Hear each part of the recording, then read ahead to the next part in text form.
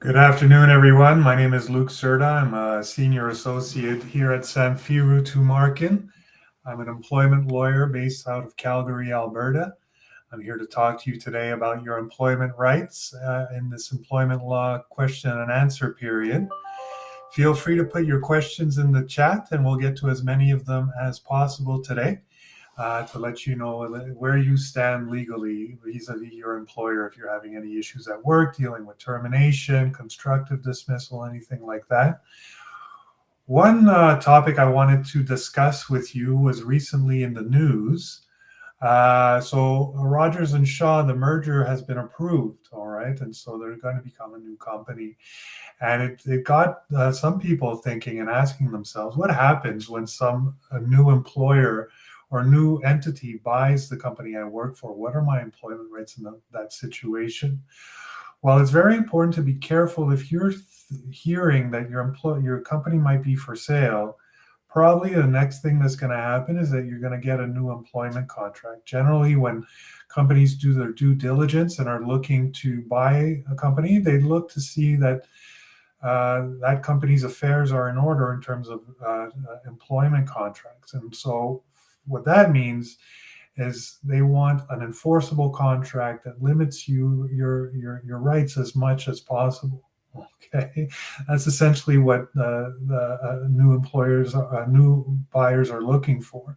So please be careful if you're hearing that the company might be for sale, the owner might be retiring. Watch out for that employment contract because it's going to come. All right. And it might come with an offer to sign the contract. You might get $300. You might get $500. I would advise against signing that contract generally. I haven't even seen it, but on the ones that I've seen, in my experience, it's never been a good deal for the employee. Okay.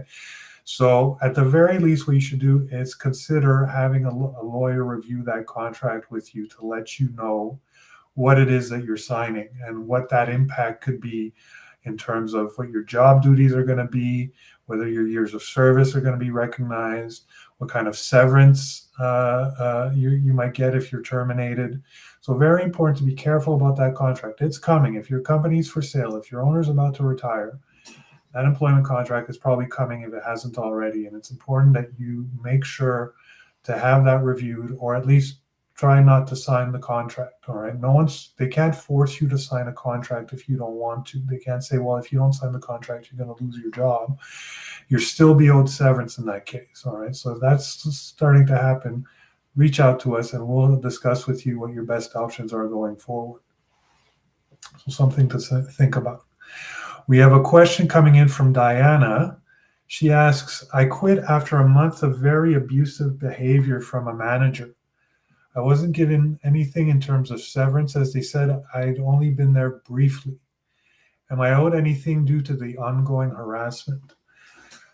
So a few things there. So basically, you wouldn't be owed anything for having been harassed, okay? Not from your employer, okay?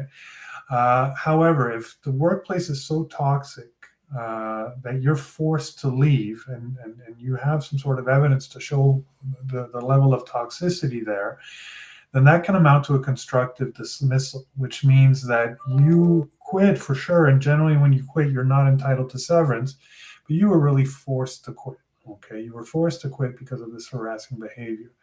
And when you're forced to quit, well, then you are entitled to severance. All right, that's called a constructive dismissal. No one's used the words you're terminated, but by their actions or deeds, it goes to show that they don't want you there anymore and just don't want to pay you severance either. So you don't have to stick around. You can say, well, I've been constructively dismissed. I'm going to seek severance from you because you forced me to quit. All right. So definitely something to keep in mind. You're not required to stay in an abusive work relationship. You can get out of there and still have your entitlements to severance as well. We have a question here from Teresa Aguilar. Teresa asks, I was let go without being given reasonable accommodations when my employer approved and accepted my sincerely held religious beliefs. How much severance money is owed for me if I worked 16 years? So, two parts to that question. So why did they terminate you instead of accommodate you? We'll start with that. We'll get to how much severance you might be entitled to in a moment. So essentially, if your employer recognizes that you have a religious belief that's sincerely held that requires an accommodation, they can only get away from accommodating you if accommodating you would cause them undue hardship. All right. So undue hardship means that it's not just that it's inconvenient that they have to accommodate you. It has to be something quite fundamental. Okay. So undue hardship is hard to prove. If they've recognized that you have a need for accommodation, then they have to accommodate you. In the religious context and employment context, the most frequent one where this all arose was in, when stores, when people who, for instance, have the Saturday as their religious day or Friday as their religious day and needed that day off, that caused an inconvenience for the employer because they had to find someone to fill in that day or whatever it was. But the court said, including the Supreme Court, those people need to be accommodated. They need to be given the day off so that they can observe the religious holidays. So that's where the right to religious accommodation comes from. So I'd like to know a little bit more about why you required a religious accommodation, what you required a religious accommodation from, and then get an idea of why they thought they couldn't accommodate you. So Teresa's following up here. So let me just read her comments here. I worked from December 2004 to October 2021 as a night custodian for a public school. So essentially the problem we have here is that there might not be anyone else that can fill in. And I don't know how many days you need off or if you even need days off, or if there was other reasons why you were requesting a religious accommodation. We're seeing it now in the cases of COVID vaccines. Some people can't take a COVID vaccine due to religious beliefs. If that was your situation, for instance, you're a night custodian, you're not around anyone, they should be able to accommodate you, especially considering that you have a sincerely held religious belief. Now, Teresa, I want to touch on how much severance you might be entitled to. So firstly, it's two things. If you've been the victim of discrimination, human rights discrimination, you can have your job back, potentially, if you're able to prove that you've been discriminated. So that's separate from severance, but yes, you can go after that, right? You can have your job back, and the time it takes for the Human Rights Tribunal to order you to go back, to order the employer to take you back, all that time where you were not getting paid, they would have to pay that to you as back wages. So there are a lot of possibilities there. Or you could just go after severance. And in that case, well, severance would be based on several factors, including your age, your length of service, the kind of job that you had, and the availability of similar work. Now, we've tried to make that as easy as possible for you to determine. We can estimate how much we think your severance would be. And we've put that tool online for you to use it on your time, whenever you feel ready. It's at pocketemploymentlawyer.ca. That's up there on the screen now. pocketemploymentlawyer.ca, and in there we have the severance pay calculator. So the severance pay calculator allows you to figure out how much, and you answer 4 easy questions and you figure out how much severance you might be owed. All right, so go to pocketemploymentlawyer.ca and try out our severance pay calculator. We have a question coming in from Richard. Richard asks, I was hired through a temporary agency. After repeated extensions of my contract, I was eventually let go, but told I'm not owed anything as I was a temp. So, Richard, it kind of depends who told you. Okay, so basically, a temp agency is in a supplier-client relation with whoever you worked for. So if you're terminated from your job with the client and the temp agency doesn't provide you with another job, and the temp agency then terminates you, then the temp agency would owe you severance. All right. So it might be that the client doesn't owe you severance, but you would definitely be owed severance from the temp agency. And the client might actually also owe you severance. depending on the circumstances. You've mentioned your contract was extended again and again. How long did you end up working there? At some point, you can't temp forever. Okay, it's supposed to be a temporary position. I've seen people that have been temping for 17 and 20 years. That's no longer temping. You're an employee of the client by that point, in my view. All right, as well as an employee of the temp agency. You can't temp forever. All right. So that's how I would answer that. You definitely would have some claim against the temp agency if they let you go, and you may potentially also have a claim against the client for severance. All right. So Teresa says thank you. So Teresa is telling us here that it seems that the issue was that she had needed a religious accommodation from getting the vaccine. Was working nights as a school custodian. I really don't see how they couldn't accommodate you there. If you were willing to do, rapid testing, wear a mask, do that PPE stuff, then it's challenging for me to see how they could say that they couldn't let you on without being vaccinated. So they're going to argue that's undue hardship. I think that's debatable. So there is potentially a claim under human rights legislation, and also a claim to severance. So do reach out to us, Teresa, if you're looking to move forward with this. I think we could help. We have another question coming in here. Let me see. So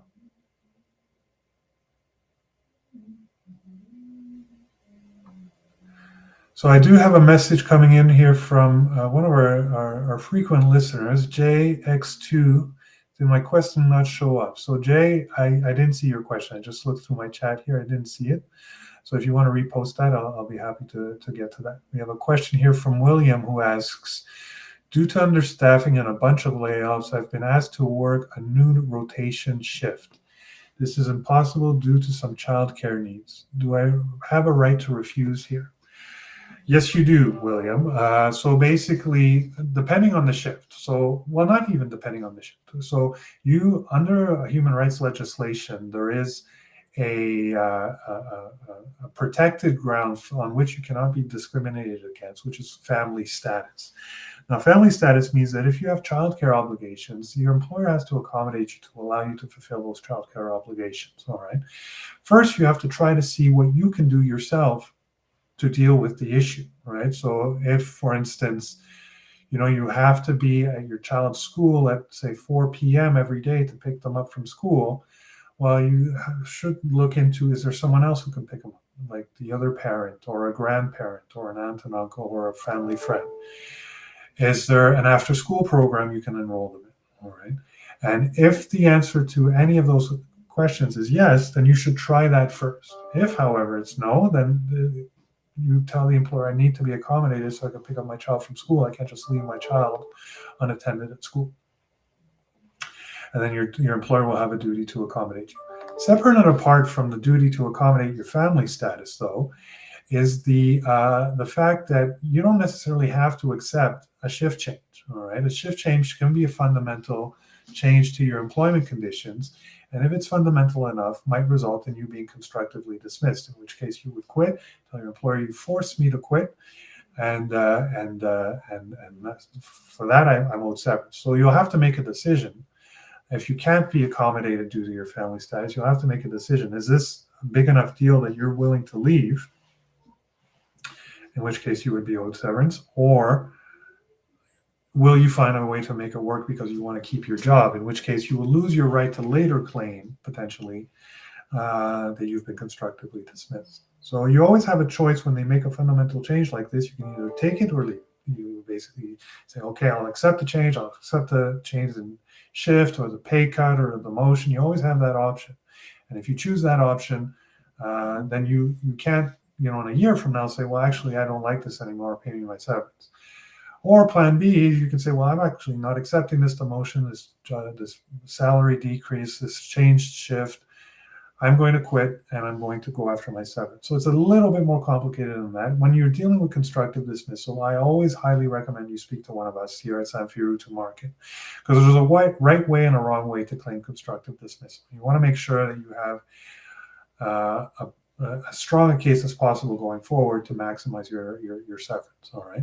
So very important that you try reaching out to us, speaking to us, giving us all the details so that we can talk with you and come up with a plan on how to deal with this issue that's come up.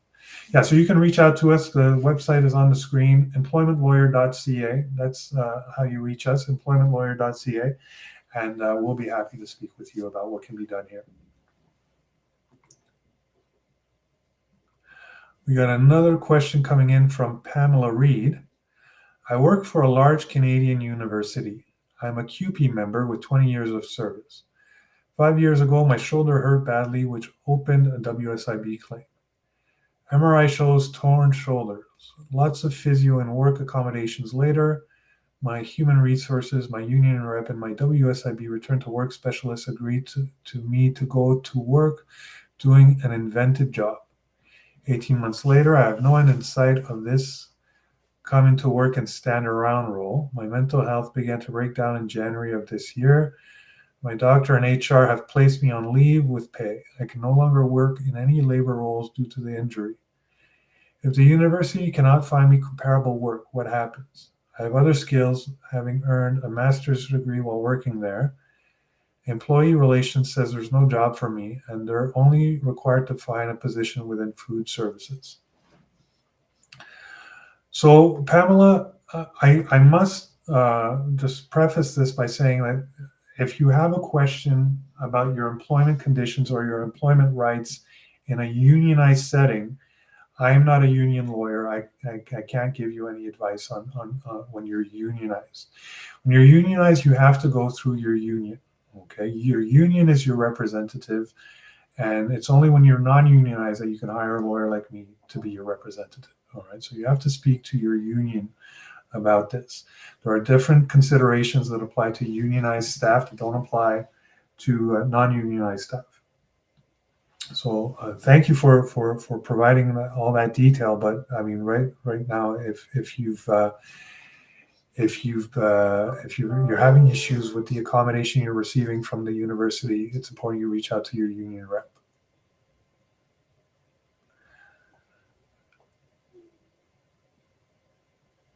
All right. So okay. So JX2 is back. Okay. So you might have just put it in a bit early, right before we started our live stream, JX2. But I see your question here.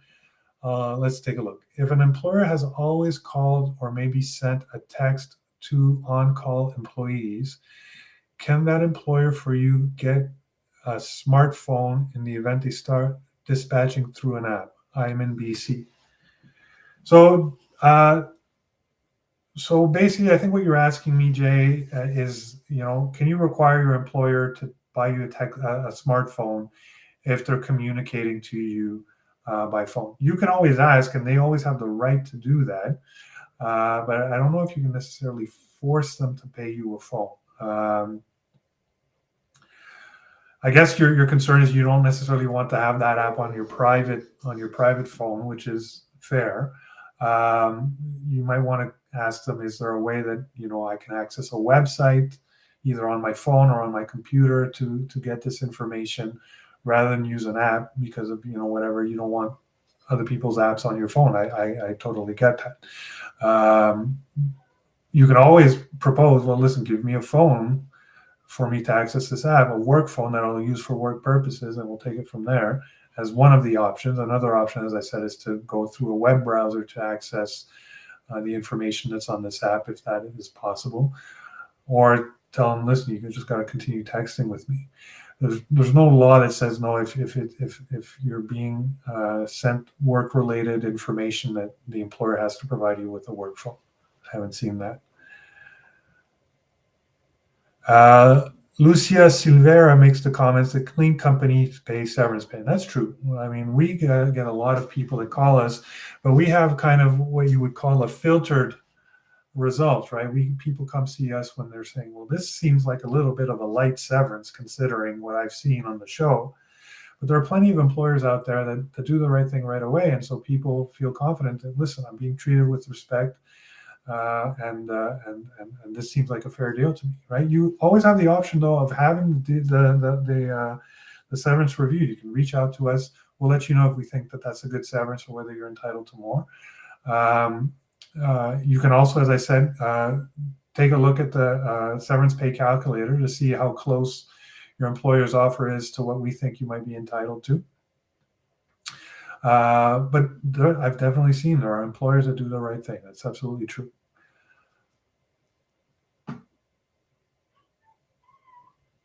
Oh, okay. So JX2 is providing some additional information here.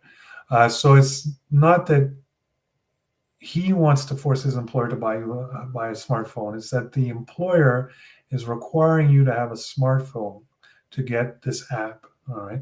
So the same is true. They can't really force you to get an iPhone or a smartphone to get the app. If they want you to get a smartphone so that they can use the app to get in contact with you, Jay, what I would say is that, yeah, in that case, well, give me some money for the smartphone.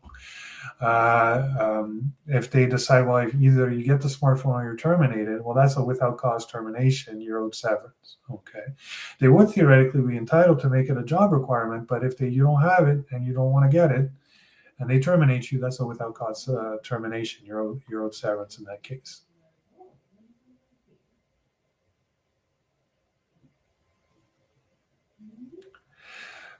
Jay is adding, I meant if you don't have a smartphone that an app would require, or would that possibly be a fundamental change of some kind?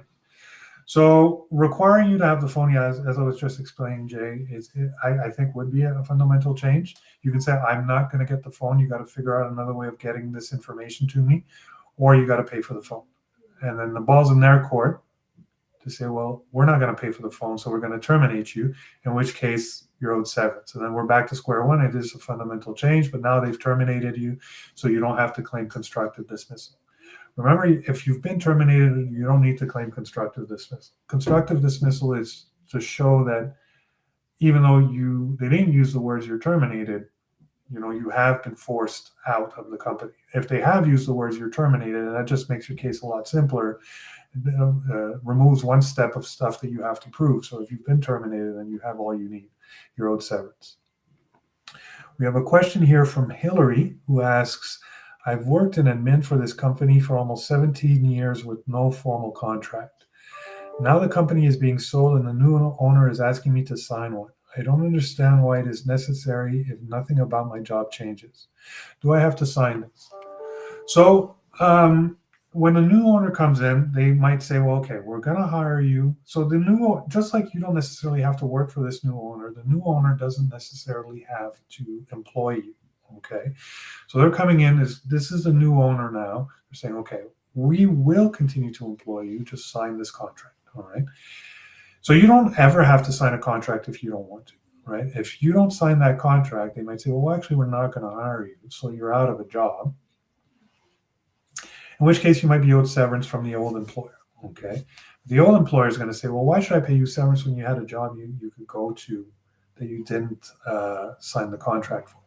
So you might be able to say, depending on what the contents of that contract say, well, this was a completely different job. I don't have to take this completely different job. But we'd have to take a look at the contract, see what the contract says. All right. So, reach out to us. You might be owed severance from the old employer if the new employer doesn't hire you. But it might be a bit complicated by the fact that the old employer is going to say, well, this is all of your own doing. Had you signed the contract, you'd have a job. But you don't have to sign contracts that are not favorable to you. So we would have to take a look at the contract, see what it says. All right. So JX2 and I think, are on the same page. Yeah, it says he's indicating that I did just clarify that. And thank you for that. Let's see. All right. We have a few minutes left on the show. So if you're holding back your question, now's the time. We'll be wrapping up very shortly. My name, once again, is Lluc Cerda. I'm a senior associate at Samfiru Tumarkin. I'm based out of Calgary, Alberta. Happy to answer any questions for any of you Albertans out there, or if you're somewhere else in the country, feel free to drop us a line. We'll be happy to talk. I'll just, while we have a bit of time here, expand on Hillary's question. So there are, in the sale of a business, there are several times where you might be presented with a contract. When the owner is thinking of selling, once the company has been sold by the new owner, could be another time that you're presented with a contract. So what ends up happening is, imagine you start working for a guy named Bob, right? You and Bob, he's your boss, you're his employee, all right? You started working for Bob because you wanted to work with Bob. So we can't just put an Albert in Bob's place without your consent. You have to agree to that.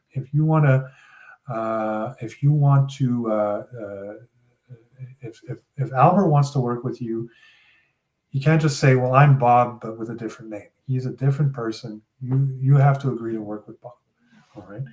But what Bob will say is that, well, listen, you could have worked with Albert. Sure, you didn't have to, but you should have, right? And so I don't think I will leave severance. So that's going to be an issue, all right? So keep something to keep in mind. The point I'm trying to make, it does get a little bit complex when there's a sale of a business and new contracts and all of that happening. So don't be shy. It's important, to reach out to an employment lawyer. It's money well spent. Because there could be tens of thousands of dollars on the line. These contracts, they are not meaningless, right? They do have teeth to them, and they can strip you of a lot of your rights. So very important you have them reviewed. So Teresa Aguilar is asking if we have offices in California. No, we don't, Teresa. Unfortunately, we're based only in Canada. We're based in British Columbia, Alberta, and Ontario. So the information I was giving you, Teresa, I didn't realize you might have been in California, really applies to Canadian law. The law is very likely different in the United States, okay? So I just want to flag that for you. Don't consider that legal advice. It's applicable to California. If you have questions about how California law operates in your case, it's important that you reach out to a California lawyer. We have a question coming in from Dominic. I called in sick last week, but unfortunately, there appeared to be no one able to cover my shift. My boss is now saying this is unacceptable and I'm on thin ice. Can I be fired for not being able to find a replacement? Well, I've said this before, I'll say it again. You can be fired for just about anything, okay? So long as it's not discriminatory or in retaliation for enforcing your rights, they can terminate you, okay? But they'll have to pay you severance. That's the only right you have. You don't have a job for life, all right? You have a right to severance if you're terminated, okay? So being sick for one day does not count as a disability under the Human Rights Act in almost all cases. So keep that in mind. Just having the flu is not a disability. So you wouldn't necessarily have a claim under Human Rights Act. If you were unable to find a replacement, I'm sure it's probably to do with the fact that you were sick. You got sick on short notice and you needed to take care of yourself. So if the employer decides to terminate you for not getting a replacement, I think it's pretty clear to me that that would be a without cause termination. They can terminate you, but they would have to pay you severance. All right. So being on thin ice, I don't know exactly what's meant by that. I mean, people get sick, it happens. JX2 asks, what happens if an employer won't give you a copy of your contract? So a lot of provinces, I know, Jay, you were saying you were in BC. Some provinces have freedom of information laws that apply to companies. It's not the case in Ontario, but it is the case, I think, in BC and certainly in Alberta, that the privacy laws allow you to get your employee file from your employer at any time, whether before or after you're terminated. And in your employee file should be the employment contract. All right. So basically, you can just make a claim on the privacy laws. And if you're having trouble, if they're still resistant, you can get the Office of the Privacy Commissioner involved. All right. So the government has an Office of the Privacy Commissioner where you can make complaints about privacy violation and access to information violation. So you can get them involved and they'll investigate and potentially order the employer to provide you what you're looking for. So that's all the time we had today. And Teresa says, thank you for today. My pleasure, Teresa. Thanks for tuning in. So those were my answers to your questions today. My name, once again, is Lluc Cerda. I'm a senior associate here at Samfiru, Tumarkin, LLP. We do employment law, again, in BC, Alberta, and Ontario. I'm in Alberta. Feel free to reach out if you have further questions or anything more you want to discuss offline. And we have more shows coming up. We should have another show again tomorrow. So feel free to tune in, and we'll get more of your questions answered. Thank you. Bye now.